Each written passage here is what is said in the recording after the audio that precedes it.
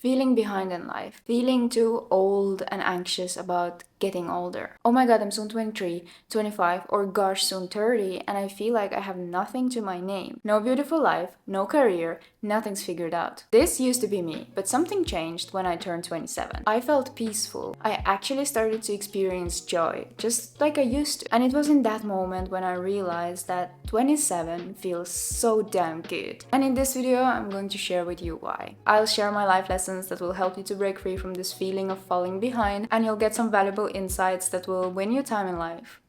Ironically enough, I started to feel behind in life in my early 20s. I started to stress about my age. I started to feel I was getting too old to start anything new, too old to succeed, too old for everything. Basically, it started already in uni, but it became even worse after my graduation when I couldn't find myself a job, I failed in entrepreneurship, and nothing was working out for me. I chose a major that I didn't necessarily wanted to pursue. I chose it for safety, for the job security, but I made a promise to myself that after I've gotten myself the business degree, I'll go get myself a fashion degree, which was what I actually wanted. I had this vision for myself, this grandiose plans. At first I'll go get myself some business knowledge, then I'll get myself a fashion knowledge, and then I'll open my fashion empire. However, I had 2 gap years before university because I couldn't decide if I really wanted to study business or will it be a waste of time, but by the time I did graduate with that business degree, I felt already so old and so behind in life, therefore I never went studying fashion.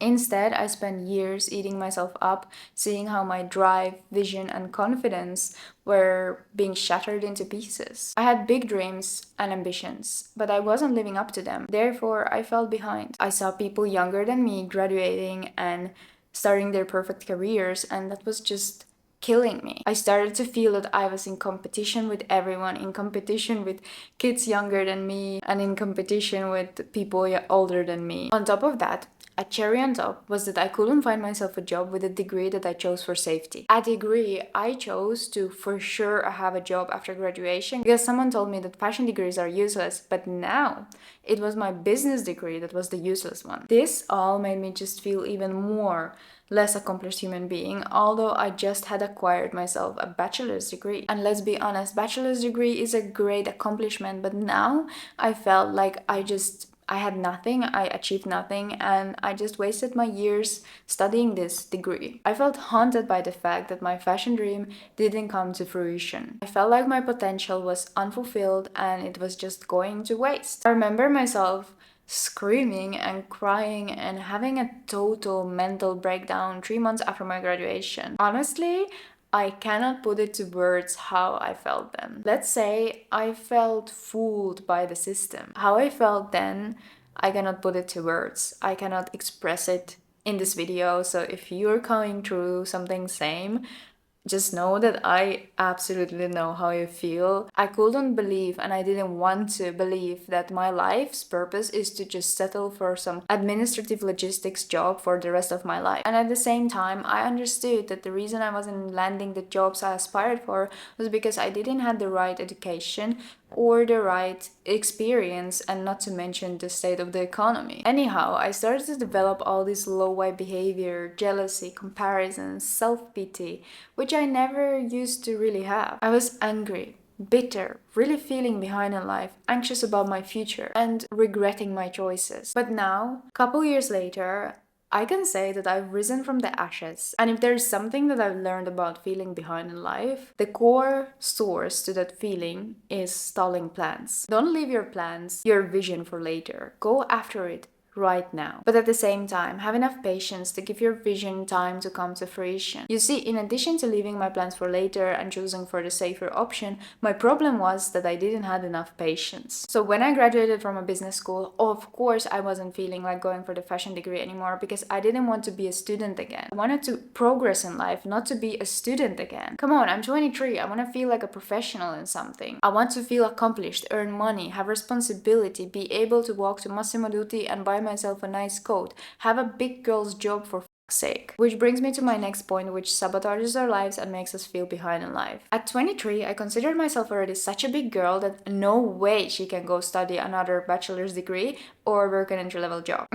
I am way too good for that. If I go study, it must be a master's degree. If I go work, it must be a minimum specialist position. Or even better, I start my own business. This is arrogance. I was arrogant, and it comes from a place of unhealthy ego, and in addition, it is very short-sighted. For someone who doesn't understand how ego works, it might feel that ego is exactly the thing that gets us to places, but what I had to learn the hard way is that ego limits us. And if you learn to control your ego, swallow your pride, and get humble, I promise your life will get so much better. And for that, I really recommend reading this book by Ryan Holiday, Ego is the Enemy. It will help you to understand ego and get started with improving your life. After you get your ego under control, you'll be able to focus on your long-term vision in peace. You won't need the short-term gratification anymore, but you'll do things that contribute into your long-term vision, and therefore you'll live much more fulfilling life. Suddenly, you won't feel so behind in life anymore, but instead you start to recognize the beauty of your own journey. After I got my ego under control, it made it so much easier to choose to focus on the long-term vision instead of chasing that short-term gratification. So instead of staying angry and bitter about how effed up your life in your early 20s can be and refusing to participate in it because I thought I only deserved the best, I was now ready to sacrifice 5 years of my life focusing on my vision, working on my dreams, maybe seeing zero results, having a poor income. But I'm okay with that because I developed the patience and the self-belief to believe that in 5 years I'll figure it out if I just stick to the vision, and I don't care if my classmates are having careers, getting promotions, buying houses, and driving nice cars. To me, giving myself 5 years to focus on my vision, figure it out, had a better return on investment than going for the comfort. If there is something I've learned during my life, it's that patience, dash of humbleness, combined with the long-term vision, is the secret sauce. You can achieve great things. You can achieve everything you dream about, but you gotta work for it, and you gotta give yourself time. You gotta start from the bottom, but focus on the long-term vision. Imagine, where could you be if you would just commit to struggle these first 1 to 3 years, whether it's about content creation or starting your own business or getting your dream career. But of course, I'm not gonna lie, what makes this hard is when you compare yourself to others and worry about others' judgment. Which brings me to the next point, which kept me feeling behind in life. Societal expectations, standards, and pressure. What one should have achieved by what age. I didn't really used to compare myself before, but now society was getting into my head. I remember when I was doing my internship at Naked, I was 23 then, and our department manager was 27. Gosh, I felt bad then. I was so fixated on the age. Every time when I met a new person, my first two questions were, what do you do and how old are you? And here I blame social media. It showcases these fake realities, and then we go and set these unrealistic expectations on ourselves, which only leaves us feeling bad about ourselves. Kylie Jenner, the first female billionaire at 21. Influencers living the life in Paris. Another girl starting successful business at 21, driving Lambos in Dubai. Because of social media, I had this urge and pressure to succeed quicker and quicker, younger and younger, which only left me feeling anxious and bad about myself because my expectations weren't matching the reality. I was 23 and I felt like a failure. To me, it felt like my chances are done. There is no point to try anymore because I'm too old. But the reality is that the more I talk with the real people from the real world, with entrepreneurs, for example, I start to see that it's totally okay to not have it all figured out in your 20s. People I talk with, most of them became something in their mid to late 30s. Of course, there are exceptions, but the fact that I used to stress about my age at 23, feeling old and behind in life, thinking that I'm a failure, now to me sounds a bit hilarious and sad at the same time. And honestly, it wasn't working to my favor, because that time that I spent worrying about my age and thinking that I'm too old, I could have used to actually do something with my life. Because the fact is that I now still want to do it. Something really valuable I realized when I turned 27 is that I no longer care about my age. I want to break free from the pressure around age. I'd rather be 35 starting over but be happy than be 50, have it all, yet be miserable and full of regrets. I remember once one guy telling me, I was 25 then, you basically have 5 years left to make it.